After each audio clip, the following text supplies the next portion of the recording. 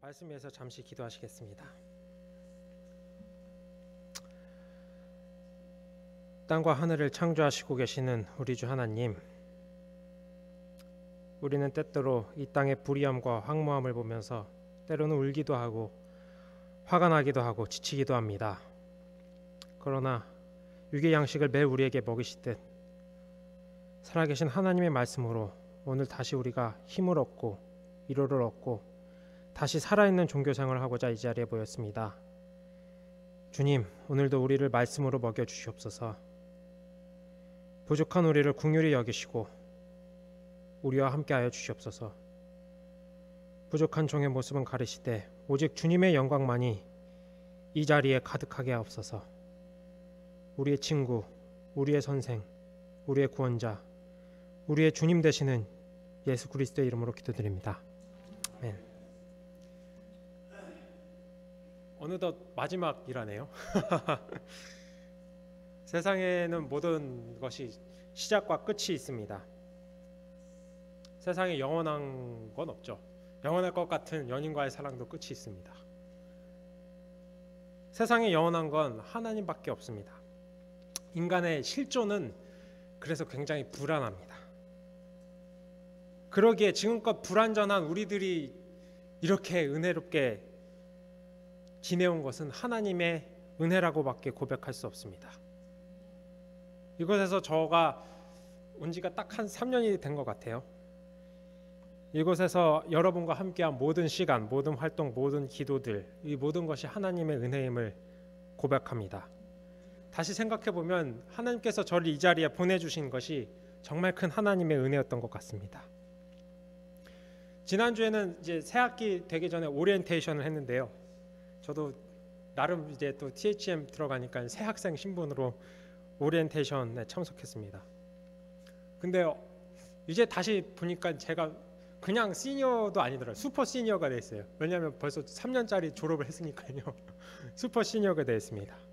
오리엔테이션에 가서 같이 활동을 하는데 저보고 리더를 하래요. 그래서 막 밴드 이끌고 애들 안내도 해주고요. 막 디스커션 하면 디스커션도 이제 이끌어줘야 되고요. 질문하면 제가 이제 질문을 답해줘야 될 위치에 있습니다. 맨 처음에 와서 영어도 잘 못 알아듣고 어리버리하던 제가 어느덧 슈퍼 시니어가 돼 있습니다. 이것도 지금껏 돌이켜보면 하나님의 은혜입니다. 그리고 이 자리에서 함께 예배드리고 여러분과 함께했던 것, 너무나 제가 감당하지 못한 사랑을 받았던 것 다시 한번 생각해보면 그것도 너무 큰 하나님의 은혜입니다. 여러분의 사랑에 너무 감사드리고요. 혹시 이 부족한 종이 부족해서 실수하거나 상처 준 것이 있으면 모두 잊어주시고 꼭 행복한 기억만 가져가 주시기 바랍니다. 우리는 천국 시민이기 때문에요.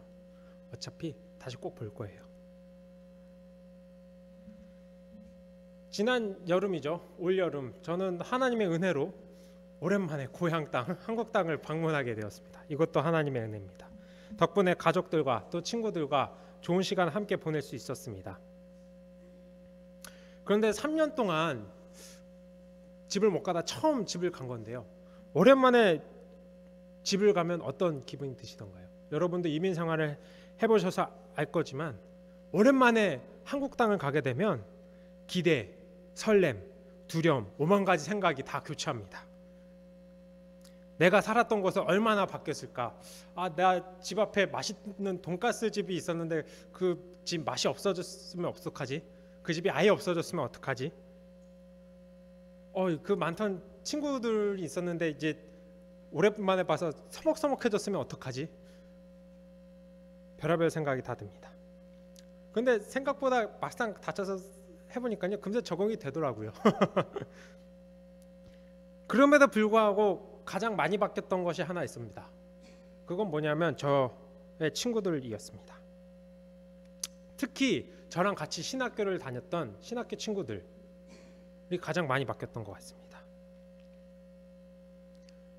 굉장히 저랑 같이 학교 생활도 열심히 하고 신앙 생활도 열심히 하고 전도사 생활도 열심히 하고 열정이 넘치던 친구들이 어느덧 보니까 제일 친한 친구는 가서 헬스 트레이너를 하고 있어요. 몸이 좋아졌더라고요. 그래서 저보고 밥을 산다고, 내가 돈 버니까 좋더라고요. 또 한 친구는 제약회사에 취직해서 일을 하더라고요. 또 한 친구는 고향에 카페를 열었어요. 그래서 사장님이 됐는데 월 1,000만 원 번대요. 와, 부럽다. 근데 꽤 흥미로운 이야기입니다. 저랑 같이 신학 공부를 하고 같이 전도사 생활을 하던 친구들이었는데 왜 교회를 떠났을까? 야, 그럼 교회는 요즘 어디로 댕기냐? 물어봤더니 요즘 잘 안 댕긴대요. 뭐라고? 그뿐 아닙니다. 저 신학교 친구들뿐이 아니라 저랑 같이 교회를 다니던 친구들을 만났습니다. 그래서 요즘 교회 소식을 물었습니다. 요즘 그 교회는 어때? 요즘 그 교회 안 다닌대요. 요즘 교회 이곳저곳 댕겨본대. 어디가 좋은지. 올 초에 이상한 그 리서치가 하나 있었습니다. 기독교 인구가 오랜만에 늘었습니다. 올해, 작년에. 근데 모든 교회 지도자들이 의아했습니다. 우리 교회 멤버는 줄었는데 교회 기독교인 수는 늘었는데 교회 실질적으로 멤버들 추산해보면 그 멤버들은 줄었습니다. 흔히 말하는 가난한 성도가 늘은 겁니다. 왜 이렇게 가난한 성도들이 많아졌을까요? 왜 많은 젊은이들은 교회를 떠나고 싶어하고 교회를 실제로 떠나고 있을까요? 어쩌면 이러한 흐름은 우리가 후기 기독교 시대 포스트 크리스천 컬처에 사는 우리들의 피할 수 없는 숙명일지도 모릅니다. 우리는 기독교 문화에 너무나 익숙하지만 더 이상 그것에 속하고 싶어 하지 않았습니다. 여러분들은 오늘 교회 나오기가 즐거우셨나요? 그랬다면 큰 복입니다. 다행입니다. 하지만 아직도 많은 사람들은 신앙생활을 하면서도 이 교회 생활 하는데 의문점을 가집니다. 왜 이러한 현상이 일어났을까요? 저는 한국에서 그러한 많이 바뀐 친구들을 보면서 큰 퀘스천 마크가 생겼습니다. 왜 이 교회가, 이렇게 따뜻한 교회가 왜 낙오자들을 만들었을까? 저는 그래서 요한복음 5장에 나오는 오늘 본문 말씀인 베데스다 병자 치유의 사건 말씀을 떠올리게 됐습니다.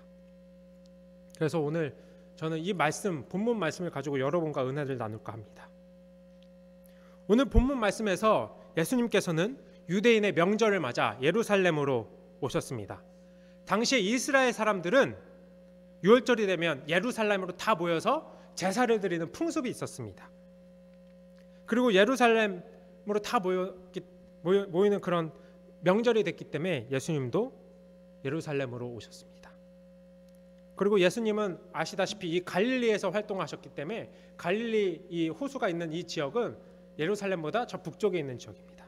그래서 예수님은 당시 예루살렘에 12개의 성문이 있었는데 가장 북쪽 문인 양문으로 오늘 예루살렘 성전으로 예루살렘 성으로 입성하게 되십니다. 아마 예수님은 당시에 자동차가 없었기 때문에 걸어오셨을 거예요. 그 긴 거대한 산맥들을 넘어서 걸어오셨을 때 아마 예수님은 목마르셨을 겁니다. 그래서 예루살렘의 성장에 오시자마자 예수님께서는 베데스다라는 연못에 이르시게 됩니다. 당시에 이 예루살렘 북문은 양문이라고 불렸는데 당시에 이 북문을 통해서는 동물들도 같이 출입을 할 수 있었다고 해요. 아마 제사를 드리기 위해서 아마 많은 사람들이 동물을 갖고 양을 갖고 아마 예루살렘 성으로 다 모여들었을 겁니다. 아마 오늘 이 베데스다 연못도 아마 굉장히 북적북적했을 거예요. 명절을 맞아서. 근데 이 양문 옆에 있는 베데스다 연못에 이르자 예수님께서는 한 병자를 발견하게 되십니다. 저도 이 베데스다 연못을 한번 가본 적이 있습니다. 15년 전에 성지순례 갔을 때요. 저도 한번 가봤는데요. 나중에 고고학적으로 발견을 된 곳입니다.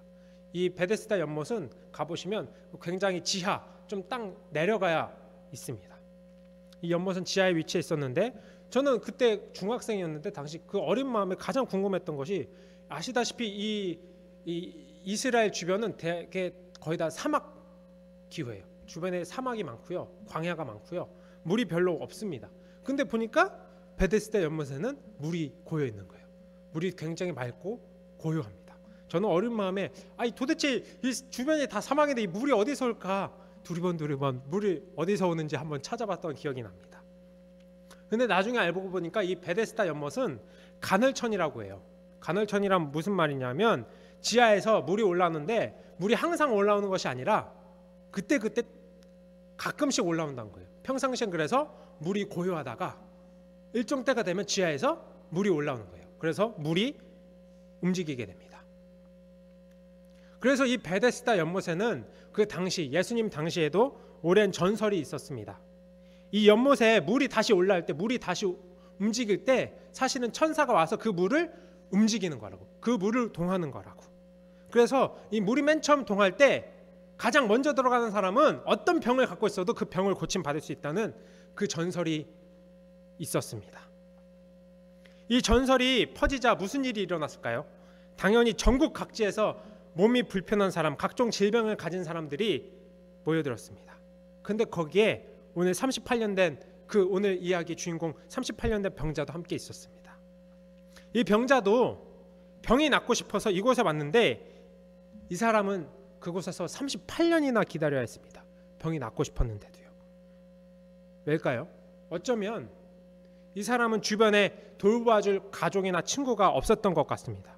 그래서 이 사람은 몸이 불편해서 이곳에서 38년을 기다렸는데도 혼자 그냥 누워있을 수밖에 없었습니다. 왜냐하면 이 사람이 물이 먼저 움직일 때 이 사람을 옮겨줄 사람이 없었기 때문이죠.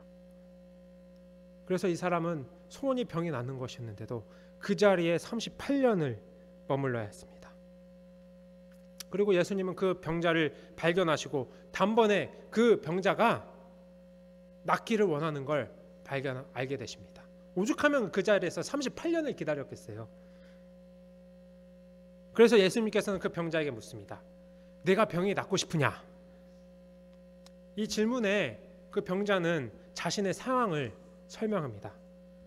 선생님, 저는 이곳에 38년을 기다렸는데도 저를 이 연못이 맨 처음 움직일 때 옮겨줄 사람이 없어서, 넣어줄 사람이 없어서 여태 이 자리에 있습니다.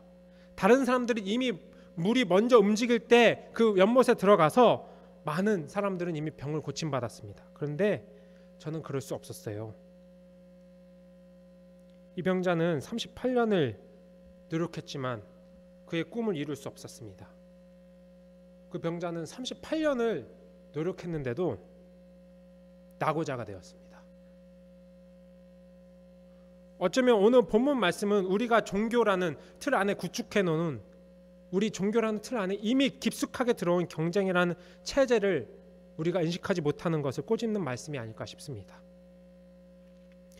종교와 그 모든 의식과 제식, 모든 제도는 사람을 살려야 하는 것이 본질임에도 불구하고 오늘 본문 말씀에서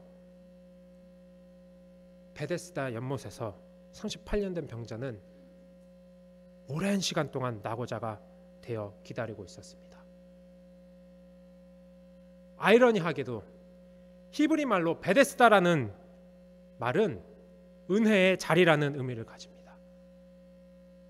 어쩌면 우리 교회가, 이 예배의 자리가 더 이상 은혜의 자리가 아니라 경쟁의 자리가 되었기 때문에 오늘 이 시간 우리는 많은 낙오자, 많은 가난한 성도를 맞게 된 게 아닐까요?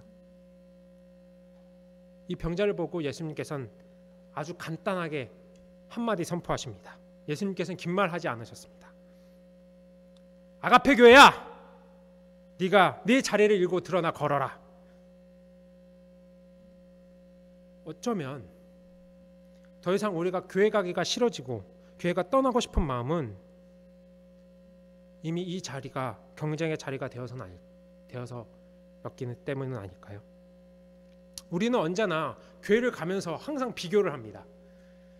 언제나 큰 교회를 가면 큰 교회라서 비교를 하고 작은 교회 가면 큰 교회와 작은 교회를 비교합니다. 교회가 커지면요, 목회 연구원이라는 그런 데가 생깁니다. 그래서 막 프로그램을 연구합니다. 어떻게 하면 더 교회를 커지게 만들까? 어떤 사람들은, 어떤 목회자들은 설교만 연구합니다. 더 좋은 설교를 만들기 위해서, 더 좋은 프로그램을 만들기 위해서 그것만 연구하는 목회자들도 생깁니다. 왜냐하면 경쟁에서 이겨야 되니까요. 우리는 심지어 어느 순간부터인가 신앙을 통해서도 경쟁을 합니다. 이상하게요, 미국 가면요, 미국 사람들은 자신이 하나님 나라, 이 청교도 정신을 잘 받아들여서 축복받고 가장 강한 나라가 됐다고 자부심을 가집니다. 한국을 가면은요, 우리가 이 기독교를 잘 받아들여서 우리가 잘 먹고 잘 살게 됐다고 자랑을 합니다. 그리고 못 사는 나라들과 경쟁해서 이겼다고 좋아합니다. 어쩌면 우리가 잘 먹고 잘 사는 건 하나님의 축복이 맞습니다. 물론 하나님께서는 그 사랑하시는 자녀들에게 기도를 들어주시고요, 물질적 축복도 주시고 영적 축복도 주십니다. 그런데 우리가 때때로 교회 내에서도 신앙의 연륜으로도 성공의 척도를 비교하는 게 과연 옳은 것일까요? 과연 내가 예수를 잘 믿고 잘 섬겨서 집사가 되고 권사가 되고 장로가 되고 잘 먹고 잘 살았다, 이렇게 얘기하는 게 다 옳기만 한 것일까요? 어쩌면 우리 예배 자리가 이 자리에서 경쟁을 한다면, 그것이 경쟁의 자리가 되는 것이라면 그것은 어쩌면 더 이상 종교가 아니라 정신질환이 아닐까요? 이 교회 안에 예배 자리에 경쟁의 체제가 들어오는 순간 우리의 신앙은 어쩌면 병이 되는 것일지도 모릅니다. 어쩌면 오늘 말씀, 본문 말씀에서처럼 우리에게 필요한 것은 단순한 은혜의 자리 아닐까요? 세상에서는 우리는 경쟁해서 이겨야 하고 살아남아야 합니다. 그런데 우리 교회만이라도, 이 자리에서만이라도 단순히 은혜를 추구하고 우리는 같이 걸어가야 하는 것을 훈련해야 하지 않을까요? 우리가 추구해야 할 것은 신앙의 공동이나 신앙을 통한 우리의 인생의 승리가 아닙니다. 우리가 추구해야 할 것은 낙오된 사람들, 내 옆에 약한 사람들과 함께 일어나 걷는 것입니다. 주님께서 선포한 것은 그곳에서 먼저 들어가게 하는 것이 아니라 함께 걸어 나가는 것입니다.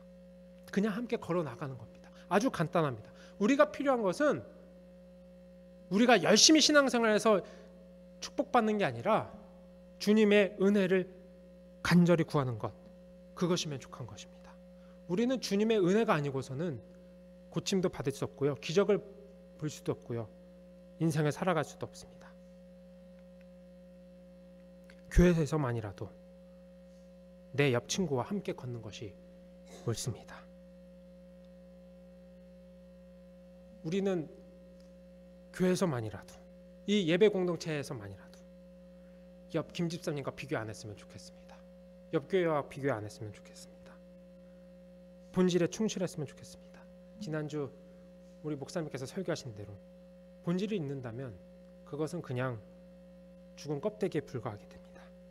물론 우리가 하는 경쟁에도 그런 순기능이 있습니다. 우리는 경쟁을 할 때 조금 더 좋은 성과를 낼 수 있습니다. 그런데 주객이 전도되면 그때는 문제가 생깁니다.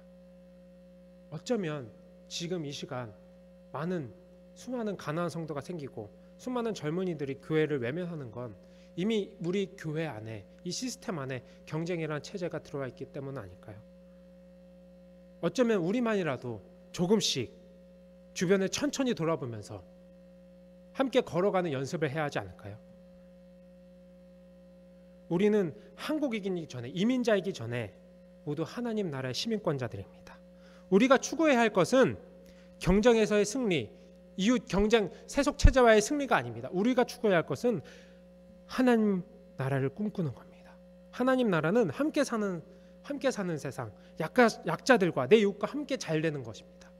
하나님 나라에서는 9시에 와서 일한 사람이나 5시에 와서 일한 사람이나 모두 다 똑같이 봉급을 받습니다. 그것이 하나님 나라의 신비입니다. 우리 모두는 미국 시민권을 받을 수 없을지 모르지만 우리가 함께하면 우리 모두 하나님 나라에 들어갈 수 있습니다. 그것이 하나님 나라의 신비입니다. 그렇게 우리가 필요한 것은, 우리가 이 예배 공동체 자리에서 필요한 것은 주님의 은혜입니다. 주님의 은혜가 아니고선 우리가 이룰 것이 없습니다. 이것을 깨달을 때 우리는 38년을 기다렸든 40년을 기다렸든 다시 일어나 걸을 수 있습니다. 다시 일어나 하나님 나라에 들어갈 수 있습니다. 중요한 것은 오늘 우리가 이 자리에서, 이 예배의 자리에서 어떻게 은혜의 자리를 만들까입니다. 어떻게 예수님 그 선포에 동참하고 함께 걸을까입니다. 우리가 그 예수님의 부르심에 같이 걷느냐 마느냐 하는 것이 오늘 그 중요한 물음입니다. 우리는 그 부르심에 동참할 때 이 아가페 교회, 이 예배의 자리가 경쟁의 자리, 낙오의 자리, 현실의 자리가 아니라 은혜의 자리가 될 줄 믿습니다. 저는 이 예배의 자리가 은혜의 자리, 기적의 자리, 구원의 자리가 될 줄 믿습니다. 여러분, 경쟁하지 마시고요. 비교하지 마시고요. 은혜를 구하십시오. 그리고 주변 사람들과 함께 걸으십시오. 그럴 때 우리는 모두 다 같이 하나님 나라에 들어가 하나님 나라의 시민권자가 될 수 있습니다.